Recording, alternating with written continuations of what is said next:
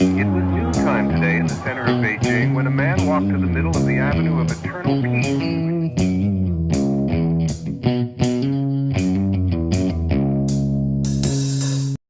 Well, all right. Welcome back to the Survival and Basic Badass Podcast, Kevin and Chuck. Well, today, as the title suggests, we're going to talk about being prepared if the power went out, maybe for good or for a long time, something like that. And if you guys remember back a little while ago, we did an episode where, all right, the world just ended right now, an EMP or something. And how do you get home? Your get home bag, you ran out of gas, whatever. This is kind of the same approach, but I really want to focus on your house. Um, how prepared are you if all your resources went away today? And by that I mean like external, right? You can't go to the grocery store. You probably don't have long-term electricity. Maybe you have electricity for short till people stop showing up to work at the power plant, and then things kind of slowly die away. It doesn't have to be an EMP or whatever. Just we'll say the bottom drops out of the dollar, and grocery stores are closing down because nobody has money to buy anything. They can't restock things. Whatever it is, whatever world presents where the grocery stores and your normal supply of everything goes away. How prepared are you, and how can you get prepared? That's really the focus of what I want to talk about today. Now, Kevin, I mean, like, what kind of things could even cause this kind of disaster? I mean, hell, China could invade tomorrow, right? I don't know. Yeah, well, I mean, there's been a lot of talk about cyber terrorism, Yep. and there's a lot of rumors, and I don't know how true they are, but there's a lot of rumors that China's been working on backdoors to power systems. We all know that there's a couple years ago, there's a major shutdown, shortage of fuel, right? Because cyber terrorism, they wanted a certain amount of millions of dollars in Bitcoin from some company about to turn their oil back on. There's been some major drone attacks on Russian oil fields and Russian refineries. There's a million and one reasons why the power can go out. Solar flares, all sorts of nasty stuff out there. And we have a pretty robust electrical grid in the United States, but that doesn't mean that there have been major power outages in the past 10 or 15 years in different locations in the United States. There's the big one on the East Coast for about 3 days. Everybody was out of power. There's a big one in Texas, a couple of them in Texas, right? And then, there's the day-to-day stuff. Thunderstorms knocking out power to like isolated areas. I lose power probably at my house 2 to 3 times a year, and it's usually a couple hours, but sometimes it goes a day and a half, and day and a half isn't that big of a deal, unless it's 5 degrees outside. Then you could really be in a dangerous situation. Nobody wants to spend 2 days sitting in their car, with the heat on, trying to survive. That's terrible. You have to hang out with your family and like talk to them. Ooh, that does sound horrible. Mm-hmm. Well, remember a couple of years back when Puerto Rico got kind of almost wiped off the map there. If it wasn't for Right. everybody stepping in, that was devastating. Mm-hmm. Civil War, right? Right. Civil War. I wouldn't have mentioned that, except apparently YouTube was like plastered last night with, is Civil War starting right now in Texas? Right. It's this Mm-hmm. nonstop Biden on the hunt there. Yeah. It's been a little bit. I think it's a little overblown. Everybody likes to get Oh, I amped up about definitely Civil that War was all the like time, but yeah. clickbait kind of stuff, no Uh huh. doubt. And Mm-hmm. that's not where I would focus. I don't really think that's gonna. But man, I will say the balls of some politicians to want to jump in and assert their authority. Right. I think a lot of that is pride, it's pride that how dare you cross me, it's Yeah. kind of like we keep seeing the politicians, they'll they'll come in and they'll completely undo what the last president did. Just like even if it was a good idea, but you did it, so I'm going to overturn that because Yeah, exactly. Exactly. it's just stupid how we do things. We're so childish, Oh, you built a wall. Well, I'm going to pay money to take that wall down. Wait, well, that's Hmm. just stupid. Like I can understand. Hey, we're not going to keep spending money on that. I have a better approach. I get, Right. but not let me undo it because that was just it's just stupid. Yeah. And Republicans do the same thing. I just it's so dumb. Yeah, yeah. I mean, you might talk about a Democrat right now, but I mean, the truth is, it goes both Yeah, ways. There's idiocy on all sides. So, I mean, yeah,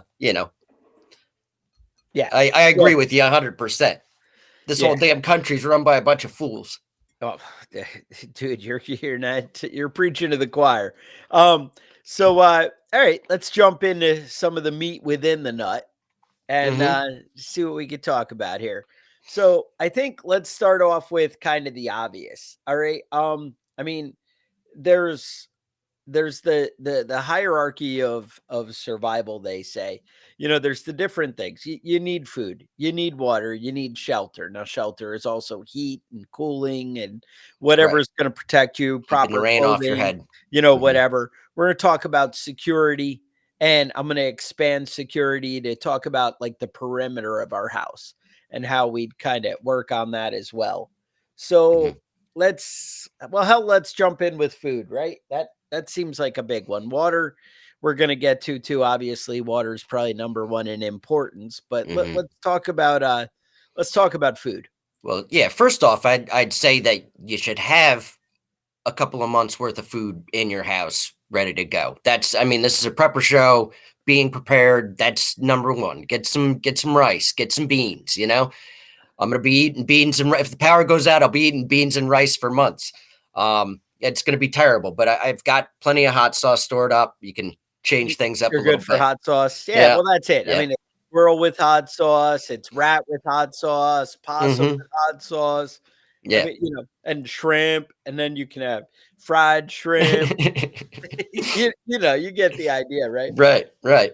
So, Another good thing as far as food storage goes that we haven't talked about in a little while is root cellars. Um, yes. Now, a root cellar can be just about anything.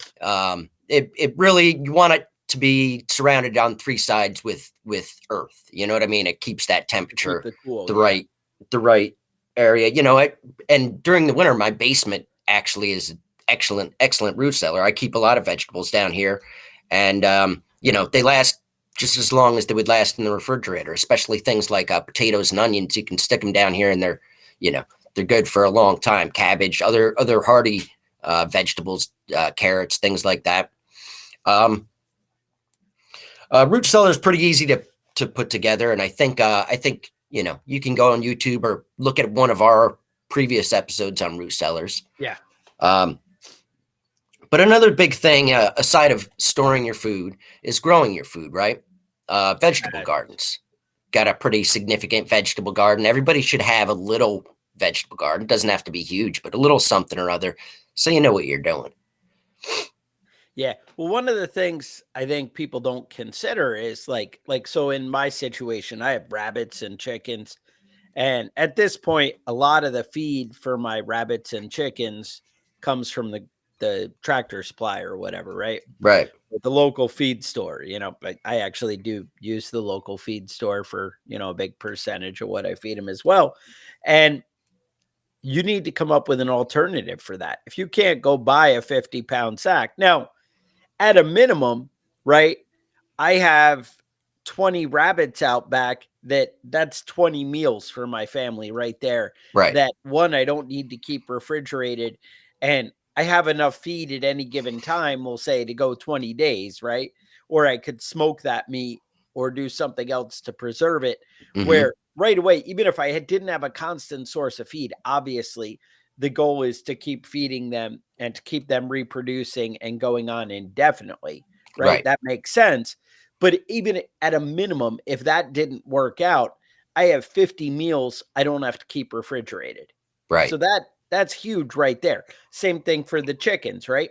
I have 35 meals right there that, and yes, I have enough stuff to keep them alive for 35 days on hand. That's not, Hmm. I mean, honestly, just eating off the ground, or putting the rabbits in a chicken tractor or a rabbit tractor or whatever you'd call it, right? Hmm. You'd be able to keep that going and sustain that. Um, but all right, so you have that. So you have those animals, but you want to think about things you could be growing.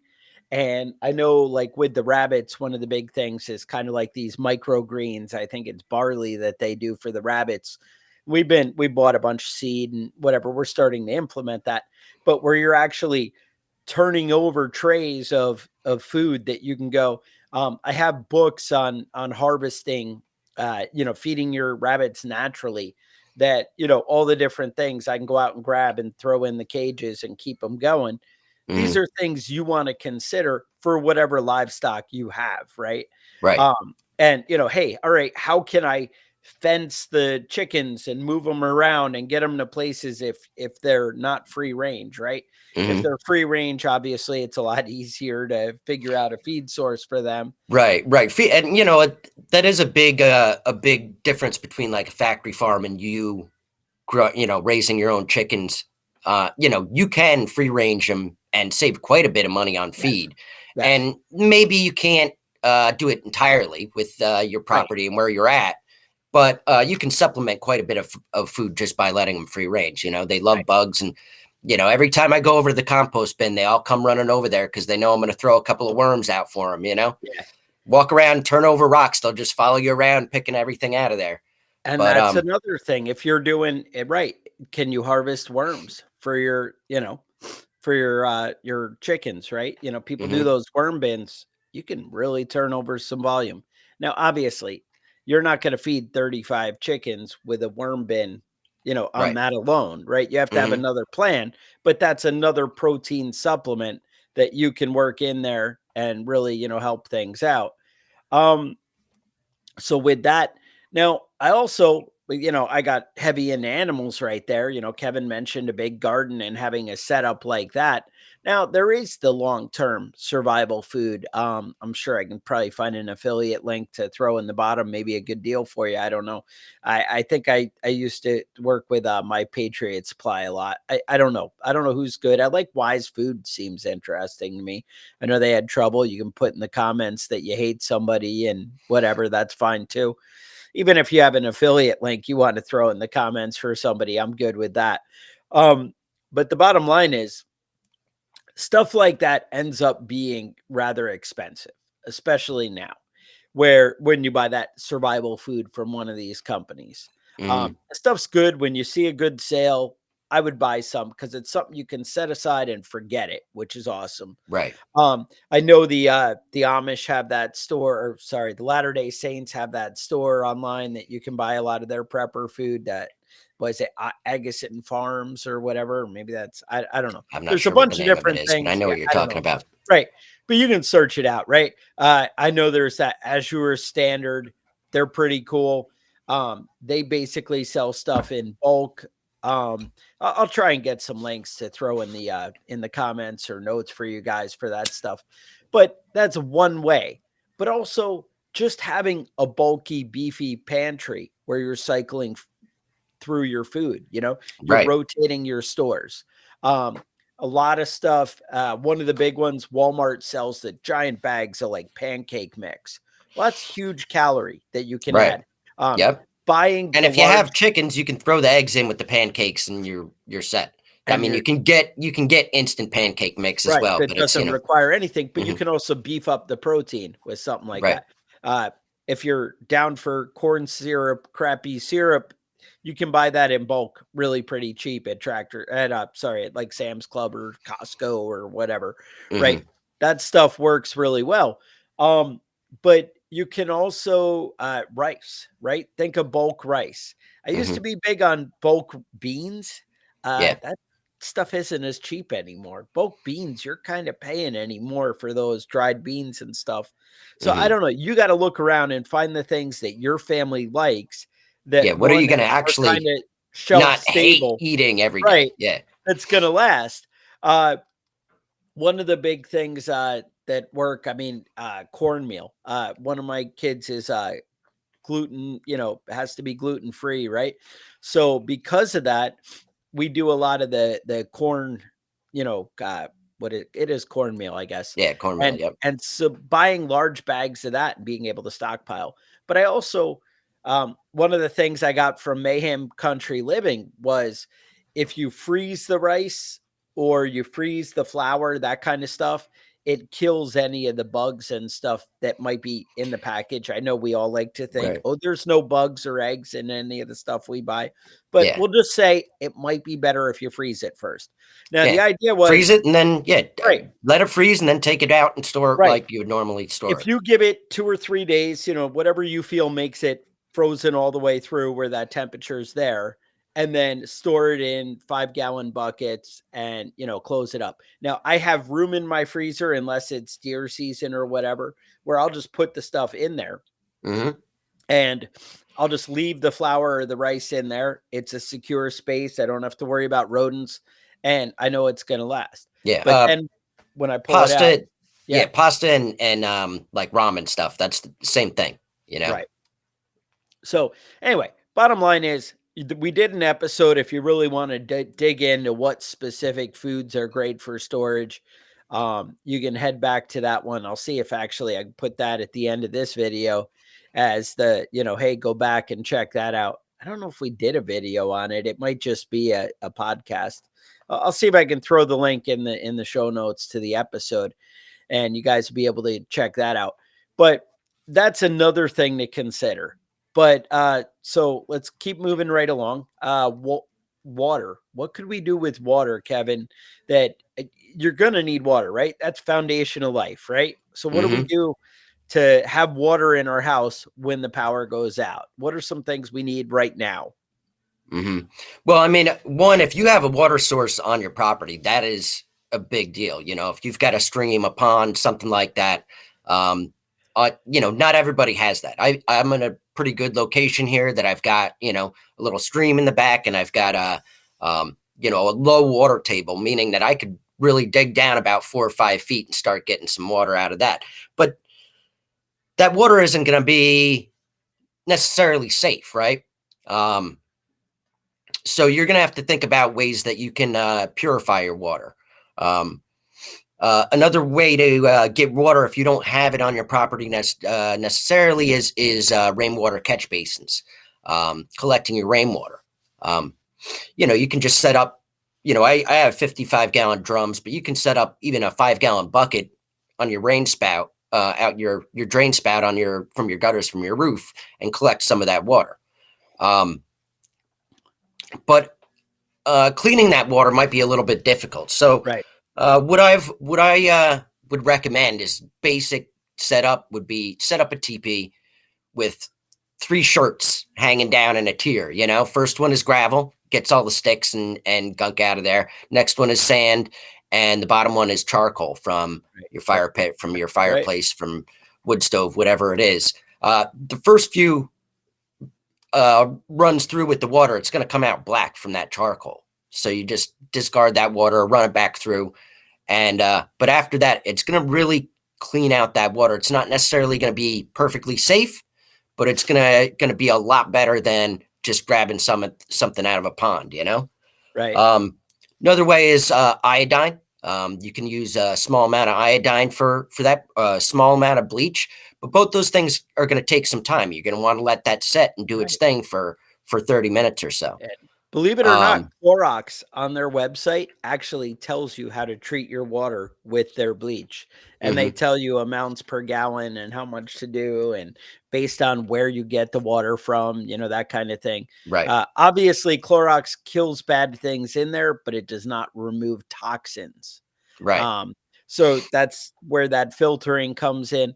Um, that's a big thing. One of the ways I prepare for that is I have wells on my property, so it's kind of irrelevant. One is a shallow well where I can just like lift the lid and drop down a bucket and pull out water. So I'm kind of good there. But in addition to that, believe it or not, I still have I went to Sam's Club and they have like 6 things of Clorox, but it's like 30 times concentrated or something like that. Right.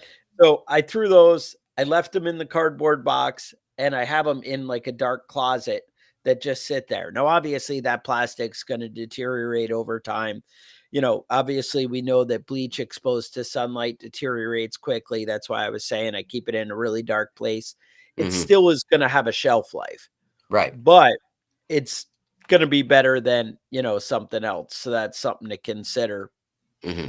Yeah. Basically, bleach is going to be good if you store it in a dark place for 6 months plus, and then it's going to start to be less and less Effective. effective. But obviously, it's going to last for a long time. It's going to last for a year where you can still use it. You might just have to use a little bit more. Right. Um, let's see. Other stuff is like there's a lot of water filters you can get. You can buy life straws and multiple different water filters that you can get just to scoop water up and immediately be able to drink it. Those things are great, but on a large scale, they might be a little less effective. Right. And they get more and more expensive as you go up to something that you're going to be able to use over and over Over again. and over, right? Right. Exactly. Ketadine, there's a bunch of companies that do it, and that's the thing. Those things, I mean, even if, all right, I got one that's going to last me maybe 6 months, and then all of a sudden, hey, you got a good water supply, or all your neighbors hitting you up, whatever. You Hmm. need to think bigger on how you're going to get good water.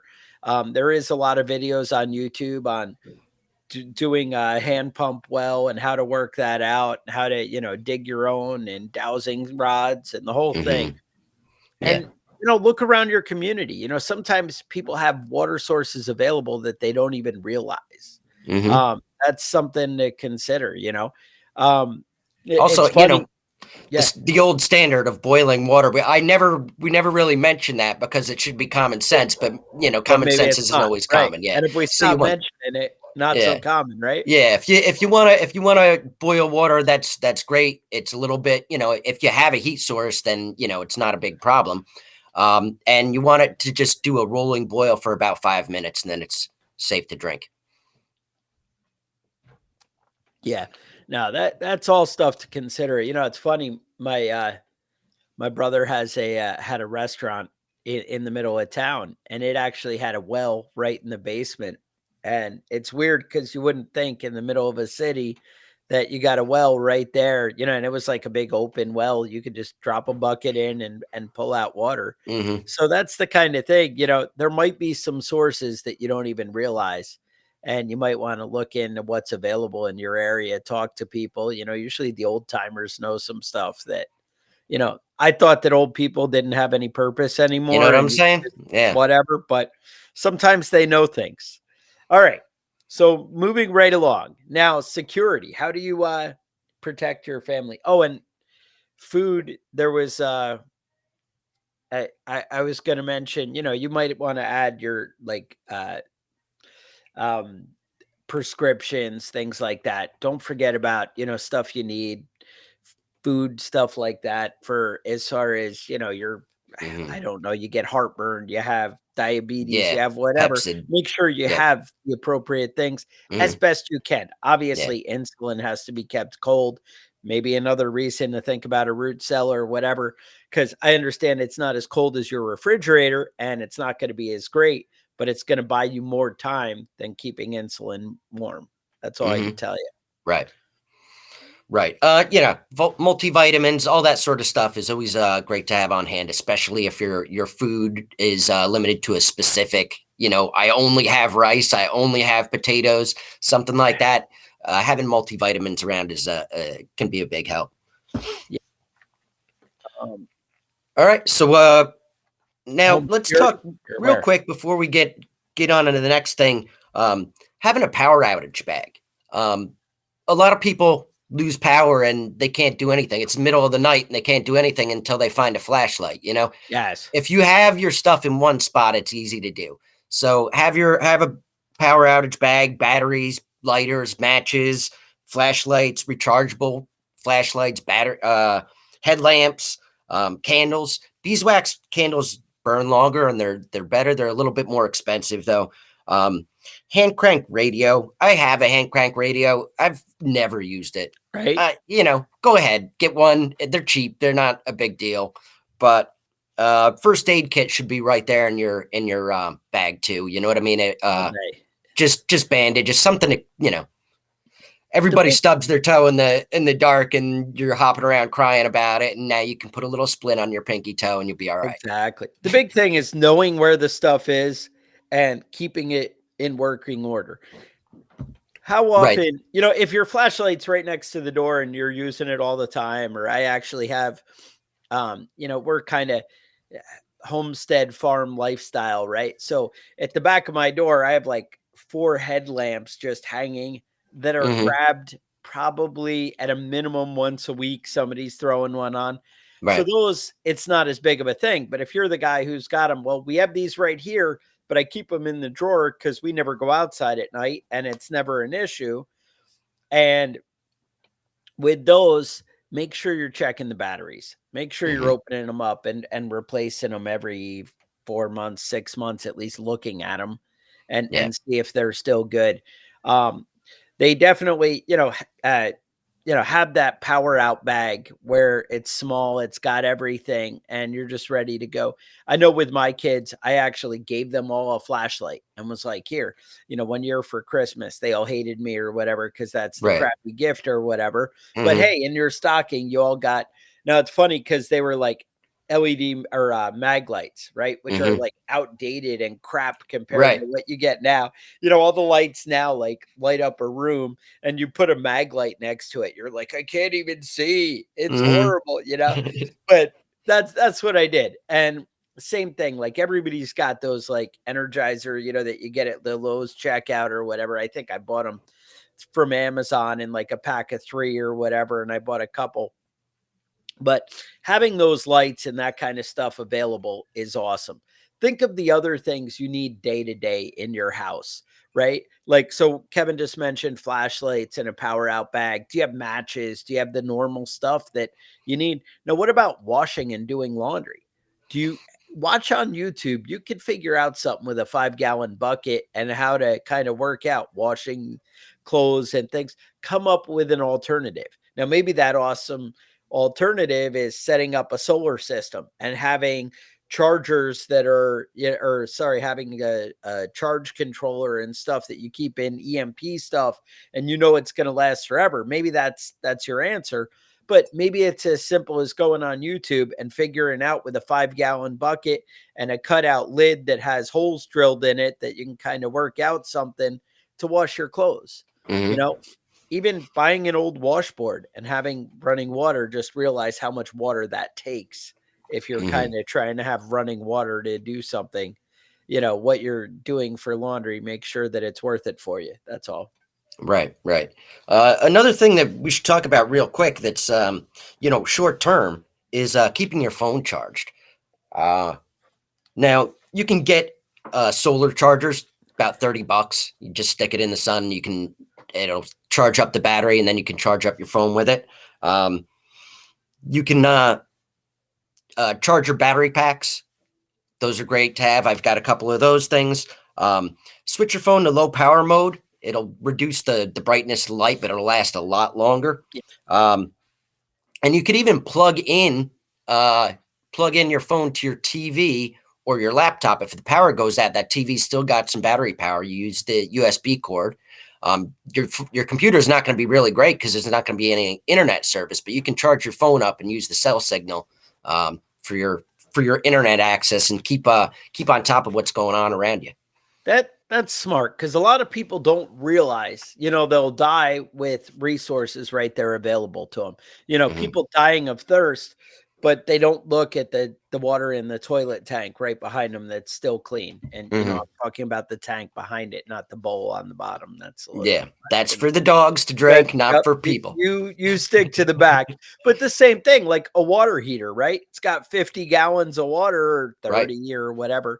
I know in New York, you guys are probably down to like 10-gallon water heaters over there where I don't know. I know you got some kind of ridiculous rule, but that's the thing. There's stuff stored, and that's I know one of our listeners sent me pictures a long time ago that of a storage system that he set up in his house, and what he did was he had 55-gallon drums, I think at least two of them, Hmm. where he had his main water supply flow into a drum, into another drum, and then, and I think, like it fed in at the top and drew out at the bottom, something like Hmm. that into the next one. And likewise, but that way he's cycling through his water all the time, but he Right. always has 110 fresh gallons of water that are stored right there. I mean, Right. that's the kind of thing you can, start to implement to cover the downside. Uh, these are the things you need to think about what you do every day. How are you going to cook? Having a cooking plan for your house when the power is out. All right, you got a propane tank and you have a gas stove and gas burners. That's a big part of a plan. And if you had that propane tank for your heat as well, that's probably going to last a really long time. Right. Maybe it's using your grill out back. How long is that burner going to last you? And most of the time, I mean, I know Kevin stores a couple extra propane cans Hmm. and it's going to last. I have two at my house at any given time. I know Kevin's got a little better supply than that, but that's the Yeah, thing. I've got a problem. I got a problem with too many propane tanks. Right. But Kevin's like probably not filled them in 5 years because they're still working through how You're many still they got. working through them. Yeah, Yeah. exactly. That's how it is. But you plan ahead and you come up with a solution. You need to decide what's important to you. Now, I live in the middle of the woods and I have unlimited lumber. I have oak trees all over my yard, and I don't even have to try and get oak wood. I can just walk out in my yard any given day and find some giant branch of, Yeah. oak that I can cut up. Now, I did buy some things to split it into small pieces and make, excellent, fire starting stuff and great size wood. I have an axe, I have, chainsaws and things like that. Now, obviously, chainsaws don't last forever. You run out of gas, you whatever. But I have a bunch of extra blades, and I gotta say, a gallon of gas goes Go a pretty long way. far in a chainsaw. That's the Yeah. thing. People are like, "Oh, I want to run my four-wheeler, I want to run my truck." Man, if you kept that 2 gallons for your chainsaw, the unlimited work you could do, especially if you knew how to sharpen your chains, Hmm. is And yeah, and that when you limitless. mix that chainsaw, when you mix that gas with the oil, Yeah. um, it'll last a lot longer than regular gas will. Yeah. Especially if you buy the synthetic for Hmm. the chainsaw oil, for the mix. Yeah. I always kind of have a gallon of the bar and chain, and I buy like the 6 pack of the synthetic, oil fuel mix, whatever. But these are the things to think about. I'm not trying to cover every possible thing. I mean, I am trying to, but I'm not going to. I'm not going to be able to. Hmm. But what I'm trying to do is inspire you to think of what issues come up and what kind of preparing you can do for the immediate. What can I Yeah. have on hand? And so many people get overwhelmed. They're like, "Oh, I can't do all this." No, but hopefully when we have a discussion like this, you're going to realize, "Hey, I fall short in this area." You know what? That's one thing I didn't consider. Hmm. How am I going to make my coffee? Right? Well, I have the old kettle, but I have beans and no grinder. Well, yeah, you can chop them up and whatever, but you need to think about, where are you going to fall short? How much coffee do you have? Can you live without coffee? I mean, some of you can, maybe. I don't know. How about Yeah. I beer, wouldn't make it. right? Are you going to run out of beer? I mean, what kind of world do you live in? Do you Hmm. stockpile alcohol? Maybe you Yeah. don't need alcohol because you live a better life than that, and you're not beholden to chemicals and whatever. I don't know if we call alcohol a chemical, but you know what I mean. How about vices? Yeah. Yeah. Well, I mean, I mean, honestly, maybe, it is maybe worth. people smoke crack. You need to store that, You whatever, gotta have some crack. You have to have, and sometimes it's better to store the baking soda and the cocaine, next to each other. No, That way you can whip up a batch, I have to right? point out that was a joke, that I was not, Oh, like, so really, Kevin, we weren't serious about sorry, stockpiling crack. but That was a joke. I just wanted people to think outside the box of what's important to them. Yeah. No, but somebody did mention 15-year-old Scotch. The thing is with whiskey and Scotch, you can put it on a shelf. It'll last forever. It goes Yes. forever. You know what I mean? And even if you open up and take a couple of sips here and there, it's still going to be good the next time you go over there. And the So beauty is it's an excellent barter item. it is. It is. Everybody loves a little bit of whiskey, especially when the TV's In the not working, and apocalypse. you know. Now, Let's talk about home heating real oh, quick. cool. I like that one. That's important. Uh, I mean, it gets cold. A lot of people live up north here, and the cold can really, really be nasty if you don't have a way to keep yourself warm. So let's go through some basic stuff. A lot of people have electric heat, baseboard heating. That's fine. It's a little bit expensive, but obviously electricity stops working, you're out of luck. A lot of people have a oil burning furnace. That's good, but a lot of the time it takes electric to get started. So let's talk about a couple of other options. Kerosene heater. One of the most fuel efficient heaters to have. It's 135,000 BTUs per gallon, which is the most efficient way to heat. It's easy to start. Kerosene's non-explosive, and it's clean burning. So that's Now, a pretty good option. here's the thing. You go to the store and they sell that K1 kerosene, right? It's nice and Yeah. clean. It's good. That stuff is expensive as hell if you're going to Yes. Lowe's or whatever. I saw $49.99 for a Oof, 5-gallon bucket, that's which brutal, is right? So ridiculous. you can find a gas station. Not every gas station sells kerosene. Mhm. Now you can go to a gas station and buy kerosene. Guess what? If you read the label, almost every time that is K1 kerosene. It And is. it's the Yep. same stuff you're buying at Lowe's on the shelf. Now, people will tell you, oh, you can buy diesel, and it's the same thing. It's not the same thing. Diesel will burn and work in your heater, but it will also give off a little black smoke. And if you have Mhm. white ceilings in your living room, they will not be white anymore. That's I'm right. just saying. And you'll kind of mess up how it lights, how it burns, how Yeah. everything.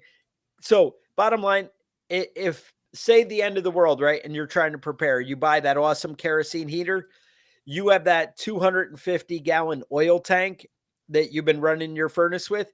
Every bit of that you can use in your kerosene heater. It That's will right. work. However, it will put off some smoke. So if you're planning on not having dingy black ceilings, don't do that. Mhm. But when the end of the world happens and you're like, hey, I got to stay warm, that's your answer right That will there. work. Right. But you can 100%. buy the K1 kerosene, and you're supposed to put that in I want to say blue is kerosene and Blue is yellow is kerosene. diesel. Yep, Yeah. that's right. You got it right. Yep. See, secret of the pros right there. Mhm. Now there's Just say, keep that in propane mind. heaters. Yes. Propane heaters too. Affordable, safe, more efficient than electric. As we all know, Hank Hill says I provide the people of this community with propane and propane accessories. Oh, Oh, when I think about all my hard-earned tax dollars going to pay a bunch of little twig boy bureaucrats like you, it just makes me want to. Ooh, God, that's the quote. that's the quote. I like it. Hank Hill always knows. He always knows best. But number one, heating your house and keeping things good is a wood stove. Yes. Potbelly wood stove, any kind of wood stove. Great for heating your home. Now, You can access that fuel yourself. You don't have to go, get anything. You can just go out into the woods and take some branches like you were talking about, Chuck. You can split wood. You can get it yourself, make it yourself, dry it yourself. You don't have to rely on anybody else supplying you anything. And it's versatile because you can cook on top of it. You can right. use it to do a lot of stuff there. Yeah, I know a lot of people that I know one lady that actually makes beef jerky on top of her wood stove. I thought Yeah. that was pretty interesting. A That's skill the I'd like to learn. A lot of them, there's the Franklin stove that, like, Ben Franklin came up with that's pretty Mhm. awesome. Shapes kinda like your potbelly thing. I think it Right. is the potbelly stove, Mhm. but I can picture it in my mind. I don't know. Anyway, you also have the ones with the burners on top and for cooking, and they even sell ones with bread ovens. It's really how much money you're willing to commit. Now, I have several options at my house. I have this, like, old falling down farmhouse right next to me that the roof's still good. So I'm hanging on to it, trying to fight the termites and keep it going. It doesn't even have like real plumbing or anything going on. But I probably would set up a wood stove there. I have chimneys and it actually has fireplaces and things I can do there. But one, making sure your chimney is clean enough that it's going to work and not, kill everybody is probably That's a right. smart That's right. idea. Yeah, But don't burn the pine in there, right. you know? But yeah, the creosote on the lining. Anyway, so another thing though, on the flip side, in my regular house, the plan I have is, and I still haven't done it because it's one of the many things. Again, I have a house with fireplaces and stuff that I can move the family over if we're all freezing to death in the winter, right? We can stay in one room over there and stay warm every night. But the plan is I need to buy a wood stove and I'm gonna just throw it in I'm gonna keep it in the farmhouse, but if I need to bring it into my house, I can just rig up with plywood and vent pipe and actually run the vent right out the window. Hmm. So something I could move in and make my living room have a nice hot stove. Now, the cool thing is, I was thinking about this a lot, is I could take the vent pipe and if I ran like a 6 foot or 8 foot horizontal pipe and then put it out the window, then what I could do is you'd have that whole 8 foot of extra heat coming into your house. And that's something to consider. That's why a wood stove always kind of wins out over a fireplace is you usually have exposed pipe running through the house. Like some of it do it even through 2 floors, and you'll have that pipe go up through and up to the second floor where it dissipates the heat. And that's something to look at. Um, I also think we need to move into security. Now, I know this episode's going a little bit long, but you need to have some way to protect your family. Do you have, like, one, do you carry every day, right? Do you have a handgun on your hip? Does your wife have a handgun on her hip? Maybe you need to get her on board with carrying every day and being prepared. Because the thing is, you never know when bad things are going to happen. Um, I would say, do you have like a shotgun or something that somebody who's not trained with a weapon can use a little bit easier? Now, obviously, you need some kind of training before you should be picking up a shotgun. But I mean, somebody who's gone out with you for an hour twice before can work a shotgun.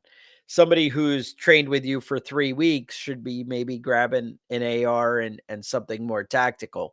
Um, the there are other things, even just having pepper spray or, something like that, mace, whatever, something that, you can keep on hand. They have those bear spray ones. If you kept that handy, that's one more option. Um, obviously a firearm is serious. The other stuff, people say, oh, that just pisses them off. Well, yeah, but you have to go with what you're allowed to have in your area of living. Do you have things that can be a weapon? People always the baseball bat. Well, you know what? A bat's going to be a pretty effective weapon. I mean, honestly, if somebody's holding a gun, you have a shot when you have a bat, and you're too close to each other, right? Um, there are a bunch of things like that. Just keep in mind, what's available and how you're going to protect. Obviously, we have episodes on securing your home and, home security and really preparing it all around. That's something you need to dig into. We're not getting on that, but just keep in mind, one of the things, that came to mind and somebody mentioned is that with a wood stove, you could wrap the pipe with, do your hot water heating through that.